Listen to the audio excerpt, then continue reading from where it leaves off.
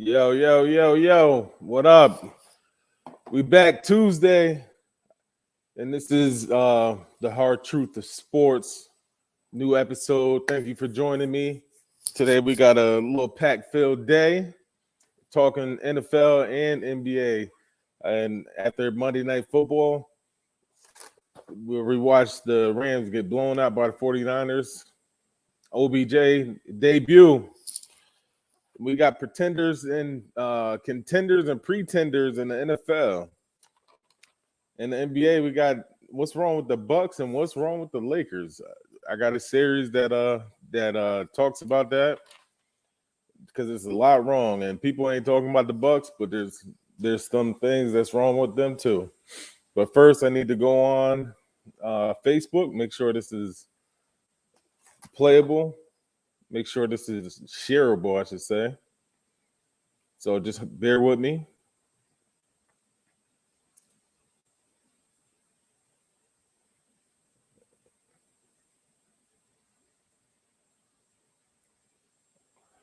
All right, we back live. We live, like I said. First, shout out to everyone that watched yesterday for the debut. I had some good feedback. Thank you. Like I said, this is the hard truth of sports. I'm always try to keep it 100 with all y'all. And first, we're going to talk about the game last night, Monday Night Football. 49ers won 31-10.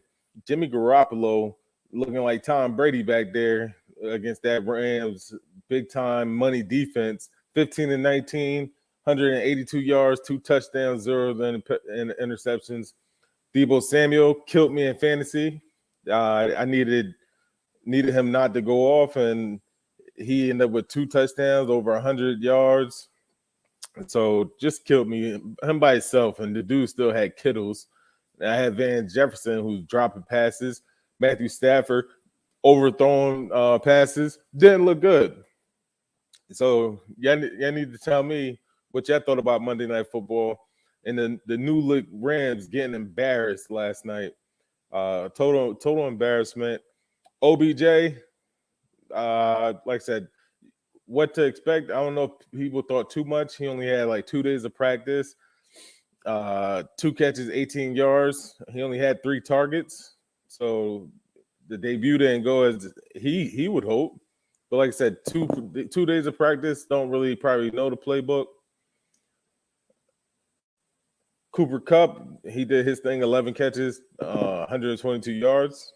Obviously, that's the security blanket. So Deebo, he had over 100 total yards because they was giving to him like he was a running back. 5 carries, 36 yards, and a touchdown. Elijah Mitchell, 27 carries, 91 yards. Killed them. Kittles 5 for 50. Like I said, it was a total embarrassment for the new look. Von Miller, I'm pretty sure everyone's seen the play, but the way he got pancaked in his debut by George Kittle. George Kittle flat him, put him on his back. Yeah, and I'm rocking the line. Shout out Scuba. They told you they got that tie, so I gotta put on for him. So Miller was his stats: 3 tackles, 1 tackle for loss, and 1 pancake that he had. So, like I said, the Rams, they got work to do. You can't say, oh, you can't really say that they got a gel. It's not like a basketball team when you trade for these players and you gotta wait for them to gel. It's not about gelling. They lost Robert Wood, so yeah, that might be a factor, but it don't factor in for Stafford overthrowing the ball. In reality, people will be like, "Oh, Stafford was in a bad situation." Stafford had Calvin Johnson majority of his career, so he wasn't in a bad situation. He's just not a winner, so he's just a loser, truthfully. Yeah, my boy Black hop on Niners show. Dan, you caught the Ellen Fantasy Beloved? Yeah, bro. Uh, I don't. It wasn't even. I didn't even go back and look. It was so ugly. But yeah, so it's not about the Rams got a gel or any of that. Like you give the Niners credit. They came prepared. Everybody had the hype of the new look Rams, and they favored the Rams. Got everybody. Aaron Donald, Jalen Ramsey, Stafford, Cup, Odell, uh, Leonard Floyd, and it just got embarrassed. That's back to back embarrassments too from the Rams. The Titans embarrassed them last week. Stafford threw 2 picks in that too. So right now the Rams is trending downward when they're supposed to be trending upward as a favorite. So I'm gonna get into right now we're gonna do pretenders and contenders for that Super Bowl title. And in the AFC, we'll start with the AFC. I got a list of teams here, so it's about 10 teams. And y'all tell me who y'all got as contenders, or if y'all think my list is a little messed up. So we got I'm gonna run them off. We got Buffalo at 6-3, New England 6-4, Baltimore 6-3, Pittsburgh 5-3, Cincinnati 5-4, Browns 5-5, Titans 8-2. Hold up. Titans 8-2. Kansas City 6-4. Chargers 5-4, and Raiders 5-4.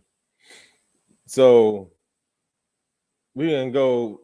My number one contender, who I think is the Buffalo Bills in the AFC. They got the top defense, one of the top offenses. Their offense can be a little iffy, as you can see when they lost to Jacksonville 9-6, where they not putting up points. So their offense sometimes could be erratic, not showing up for some reason. It's not last year. It clicked, and it was easy. And their defense didn't show up. Now their defense show up every game. Nobody has passed over 300 yards on that defense. I think the best defense in the NFL, and their offense is the second best scoring offense in the NFL. So it's to me, I definitely got Buffalo as a contender for the Super Bowl title. Yeah, like I said, y'all let me know. Number 2, the New England Patriots. New England 6-4, trending upwards. I think they won 4 in a row, so they were 2-6 and not looking good. But they are doing better. Mac Jones isn't turning the ball over. Mac Jones not turning the ball over. New England trending up. But it's a rookie quarterback. In their weapons, Jacoby Myers, I like him. Real, I want to say utility type player.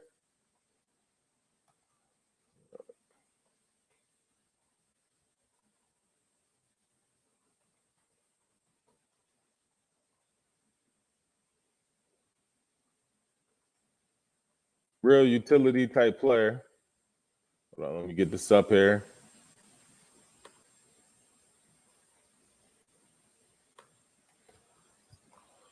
But I'm gonna go pretenders for the New England Patriots. Baltimore Ravens pretenders, one trick pony.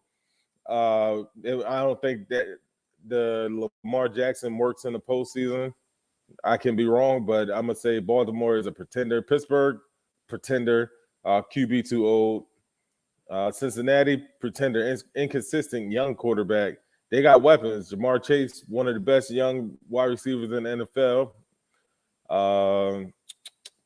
Browns quarterback sucks, so a pretender. Titans, I got as contenders. I got the Titans as contenders right now. They're definitely trending up.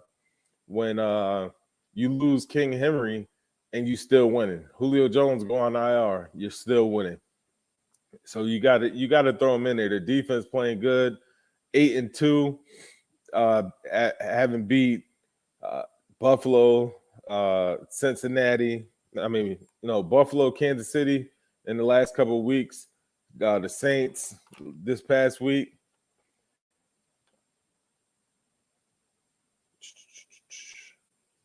and the Rams all in the last month. So I'll give them as a contender. The Kansas City Chiefs 6-4. I got as contenders. Mahomes and that offense is electric. They could have been asleep most of the season. They could be back now after that 405 touchdown performance we saw Sunday night. They're trending up. They also won, I think, 3 in a row. So Chargers 5-4, pretenders, inconsistent on the quarterback. Raiders, pretenders. This is a train wreck. Everybody knows what's going on from Gruden to Henry Ruggs. It's a train wreck. NFC, we're gonna go Green Bay 8-2. I got them as contenders. It's a shaky one, but overall, they haven't been overly dominant to me as a season, but they won at 8-2. Arizona pretenders. Their QB done missed the last 2 games. Hurt. I say he's too small. So and he get hurt. Just like last year, he started off good, then he got hurt. Dallas is a contender, and I hate Dallas for what they did to my Bills back in the '90s, but they definitely a contender. It's really the offense is so explosive. They got the weapons, like we talked about yesterday. CeeDee Lamb is the number 1 receiver over there now. He's going off every week. I think he's got like over 800 yards and 9 touchdowns on the season. Amari Cooper is good number 2. They just got the other receiver back. So and with Wilson still there. So I got them as a contender. Rams 7-3 is I'm gonna go pretender. All money going to waste. Big names won't cut it. It ain't about just getting these big names and let's face it, I'm gonna keep it 100. Odell ain't Odell no more. Odell is just a receiver. Take the name and the flashiness away from him. He ain't no better than Vance Joseph. Same type of receiver. Now he has a chance to prove me wrong, but I tell him like Odell isn't Odell. So Rams just spent all that money. Y'all got rid of these draft picks. It's a Super Bowl bust for y'all. Tampa Bay is a contender. Tom Cool, man, the GOAT.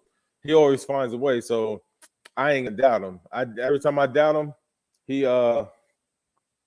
every time I doubt Tom Brady, he always come through. They got weapons that's hurt, so they limp into the playoffs. But I'm always bet on Tom. It's the reason why he's got the 7 Super Bowl championships.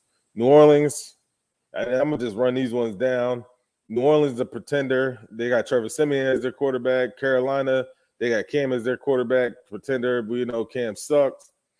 Minnesota, they just find ways to lose. So they pretenders. They're 4 or 5. Find ways to lose all the time. 49ers, pretenders. Never live up to the hype since their Super Bowl run. So basically, I got 3 contenders in each conference. AFC, I got the Bills, Titans, and Chiefs. NFC, Packers, Bucks, and Cowboys. Even though it pains me to say the Cowboys, but they are up there. I got the hard truth of sports. We got our power rankings. Yeah, get ready. Power rankings. Let's go.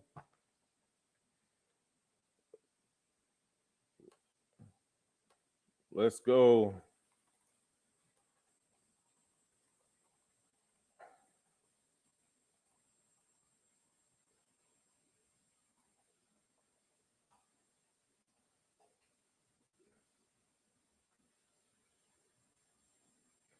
So the power rankings.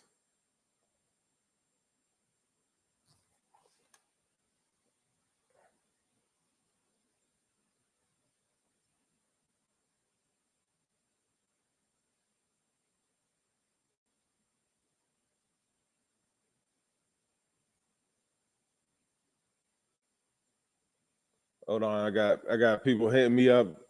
they talking about the Bulls versus Lakers. We're gonna get into that. Dre, if you here, we gonna get into it.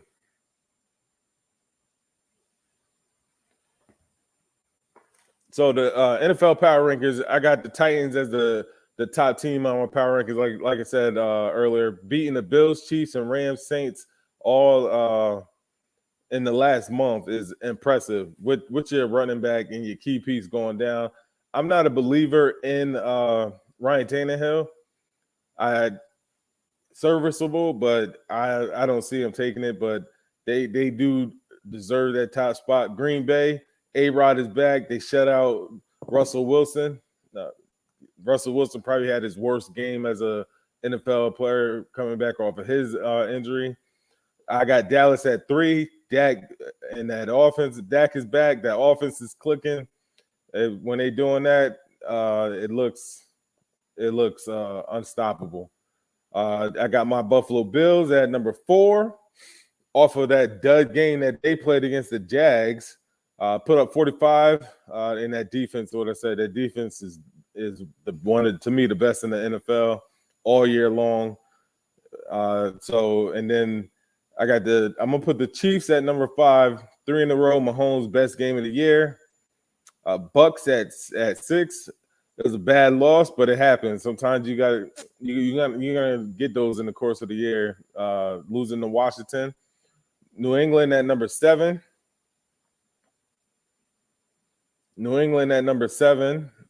Like I said, 4 in a row, playing good. They head in the right direction. The Hollywood Rams, they trending down, blown out Monday Night Football. Pittsburgh at number 9, didn't lose. And with their quarterback being out, but a tie with the Lions is still going to drop you. And then I got the Chargers rounding out the 10 in the power rankings and not confident in them. So that's my power rankings. Those are my pretenders and contenders in the NFL. And Dre, if you out there, hold on, I got a couple comments. We in here. We're gonna get right to what you was talking about, the Bulls versus Lakers. And if any of y'all follow me on TikTok, I got a series called Can They Fix It?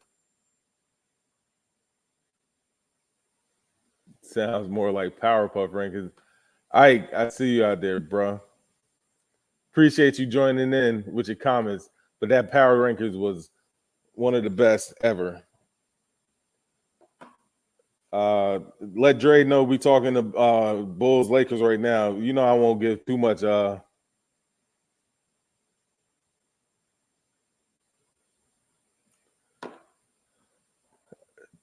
creed to the Bulls, but so like I said, I got a series on a TikTok that I do.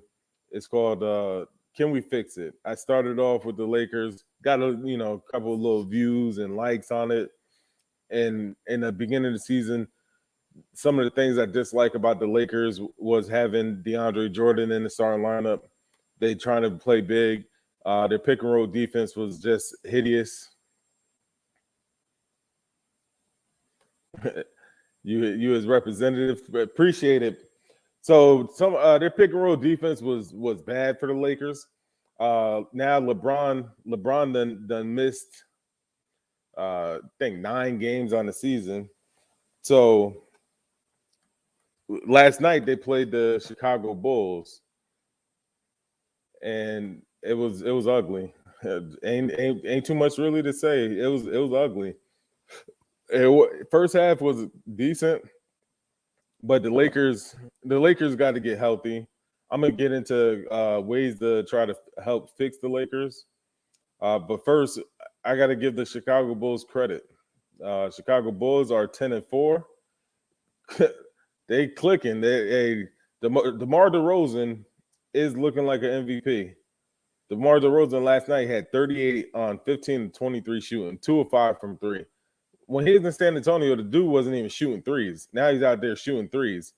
And then you pair that with Zach LaVine going off for 26 and Lonzo Ball coming back, and he 27, 10 and 13 shooting, and 7 to 10 from three. Very impressive. Lonzo also had 7 rebounds, 8 assists, and it was just an impressive performance by the young Chicago Bulls. I can't even say they're young, because Zoe's in his 5th year. DeMar DeRozan, I think he took it personally because he thought it was a done deal that he was signing to the Los Angeles Lakers. That's where he wanted to be. You know, he's from Compton, went to USC. He wanted to be back in LA the way Russ did. Russ was talking about, and basically LeBron and AD chose getting Russ over DeMar DeRozan. I went and did it. Russ right now looks like a shell of itself. Russ doesn't look like this triple-double machine from Oklahoma City. When he going for a layup, I'm not even confident he can make the layup. Like, and this is a professional basketball player that will be a Hall of Famer. And Russ is just bad. So I'm gonna do. Can we fix it? I'm gonna be doing this like towards the end of each show on different teams, and then or if they did fix it, like I said earlier in the season, it was, can the Lakers fix it? Can they take DeAndre Jordan out of that star lineup? Any team shouldn't have DeAndre Jordan in the star lineup that's trying to contend. He could play in the NBA. He's 7 foot. He's not the same as he used to. 30, 35, 36 now. He don't jump like he used to. He don't move like he do. He's not a defensive presence. Never have been. He don't block shots. When they had him in the starting lineup, like to me, I'm like, the Brooklyn Nets got rid of him. He was good friends with Kyrie and KD, and they got rid of him for you to bring him over to be your starter. He couldn't play on a championship aspiration team in the Nets, but you want him to be your starter. Frank Vogel, his lineups was horrendous, but I give him credit. He finally took him out. AD didn't want to play center. Guess what, AD? You got to play center.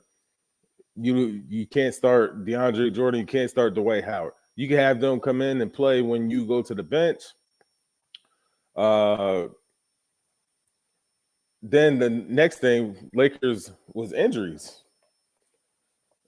Injuries was killing the Lakers. Like I said, LeBron missed 9 games. THT has missed 13 games, and Trevor Ariza hasn't played yet. So with everything comes down to LeBron. They're 8-7 in the 7th spot. So it's not like panic time, but it is when you look at them, they are not a contender for the title right now. To me, the West isn't as packed, but if I had to pick a team in the West right now to be the favorite to come out the West, it wouldn't be the Lakers. And that's coming from probably one of the biggest LeBron fans. It might be I don't want to say Phoenix. I know Golden State's got the best record, but they had a cupcake schedule. Credit to them, they beat who's on their schedule, but it's been a cupcake schedule.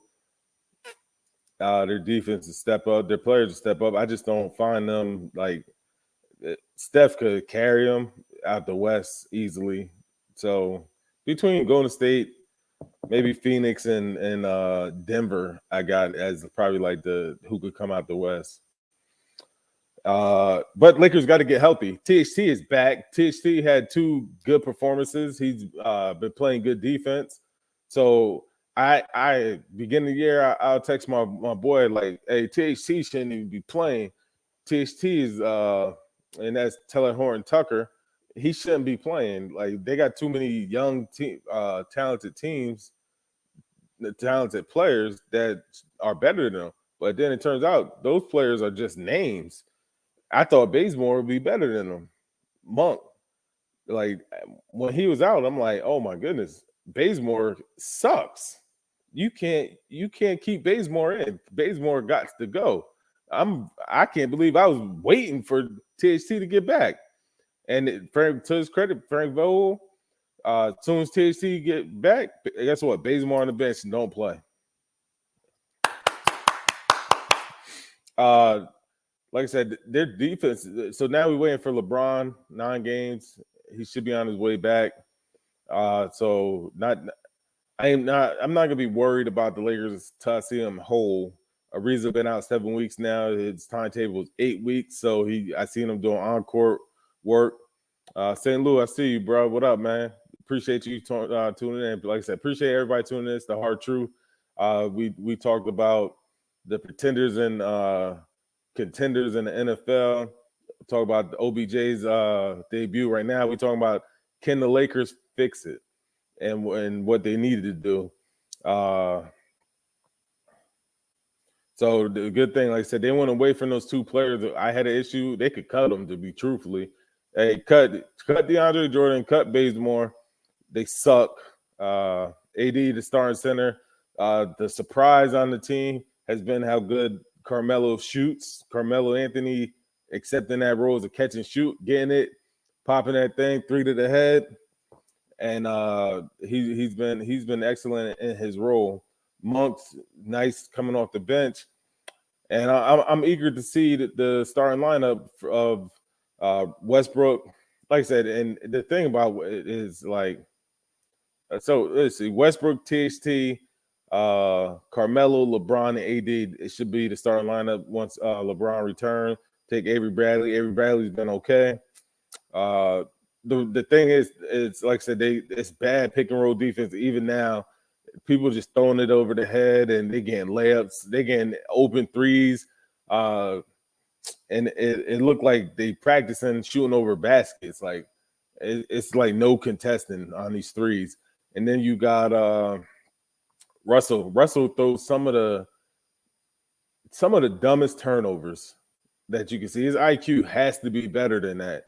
I seen him throw it one hand across the court on a transition break all the way to the opposite corner, and it just went over the person's head. Like, you got to be smarter. You had somebody trailing in the middle, throw it to the guy in the middle, let him make that decision. You don't need to assist every time. So it's just been bad. Like I said, the Lakers, they 8-7, they're in the 7th spot. But what people are not talking about is the Milwaukee Bucks are 6-8 in the 11th spot in the East, and they're the defending champs. So can they fix it? We all obviously, they talk about the Lakers because LeBron, they got the super team, but this team is coming off the championship. They're supposed to have the championship aura, and they don't have it. One, they got health issues too. Chris Middleton has missed 7 games. Brook Lopez has missed 12 games, and Bernard Holiday missed some games. I think he missed like 7 games too. And but Greek, guess what? They still got Greek, and Greek is playing phenomenal. 26.5 points, 11.3 rebounds, and 6 assists. So at least you still got your best player. And Jay Gray, and she right. And Alex Caruso wanted to stay. Alex Caruso was impactful last night. It had 0 points. And good afternoon. They should have kept Caruso. He's done an A game over in Chicago. He was. He's doing his thing. And am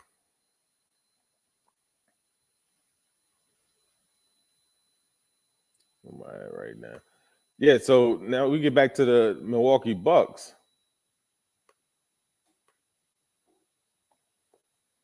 We get back to the Milwaukee Bucks. Like I said, 6-8 and 11, and Greek is still there. Greek is still playing at a high performance, but they were starting his brother. His brother ain't an NBA player. His brother should be in the G League at the best. His brother, that's the brother that's the Jello Ball of the Ball family. But actually, they don't got no Melo or Zo. Well, they got a Giannis, but the other two just ain't that good as LaMelo. But he's playing good. The offense, they only scoring 107 points a game, and their defense is giving up 109 a game. So they got a point differential of minus 1.9. So right now they're just not a good team, and it's not being talked about enough that they're in the 11th spot as the defending champs. I think a lot of people feel once they get healthy, they're like, oh, it'll just click for them. But they don't give the Lakers that excuse of, oh, Bron been out 9 games. That he is the key cog to the Los Angeles Lakers. So I'm bringing the spotlight to the Bucks. The Bucks, you got to do better. Greek, you got to do better. Your team shouldn't be 6-8 to start the season, regardless of health. Chris Middleton should be back. Look, and it's funny too. Wednesday, tomorrow, Bucks versus Lakers, and Middleton is supposed to be back for that game. So I think he's coming off the COVID list. So you get to see that game on ESPN, 7:30 Wednesday. I'll be watching until the Lakers suck, and then I turn it off, and we'll talk about it on Thursday, and we'll talk about it coming up. But those is my two. Can you fix it? Two teams that's supposed to be headed as a possible NBA champs or NBA Finals preview. It should have been. It's not labeled as that. It's a dud. It's like, hey, why is this game on TV? Might rather see the Cavs versus Nets. Cavs are 9-6. Nets are 10-4.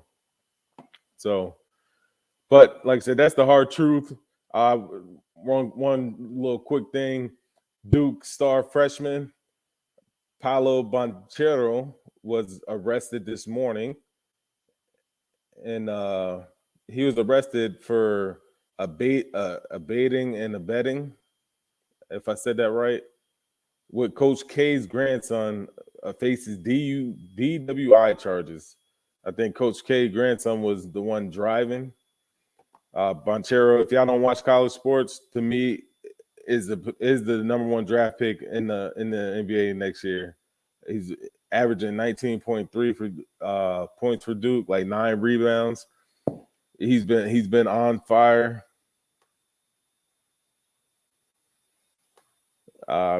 Jay Gray said Greek need help. How many key players did the Bucks lose?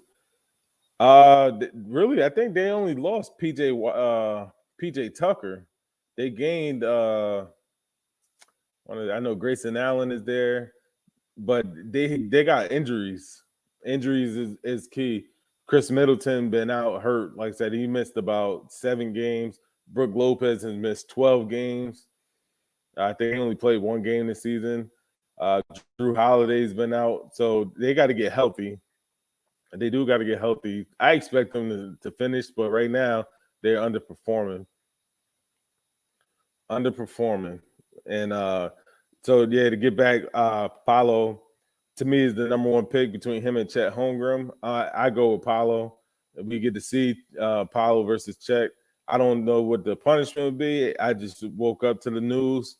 So one, he underage and was drinking. He's 19 years old. But 2, like, bro, don't be driving. That's a no-no. And like I said, I appreciate everyone that joined me today on the hard truth of sports. Getting this I appreciate the comments. I appreciate y'all tuning in. Like I said, it's day 2. We'll be back tomorrow with more. I'm gonna look to get a guest to come on next week. This week I'm gonna just talk with me. I'm gonna do this week Monday through Thursday. Fridays I'm gonna be off as I get the weekend prepared for the weekend. So Monday through Thursday I'm gonna have the hard truth and come with y'all with sports and get a little 3-day weekend. So like I said, if y'all got anything y'all want to talk about, y'all want to share, y'all know how to reach me. Reach me on my social medias. Instagram, LA the King 3, Facebook, Leo Geese. And like I said, this is the hard truth of sports with Lee. If y'all got any comments or questions, I'm always around. I'm always here to talk sports, argue sports, and I'm always to prove y'all wrong. That's what I do. And with that, I'm out. Peace.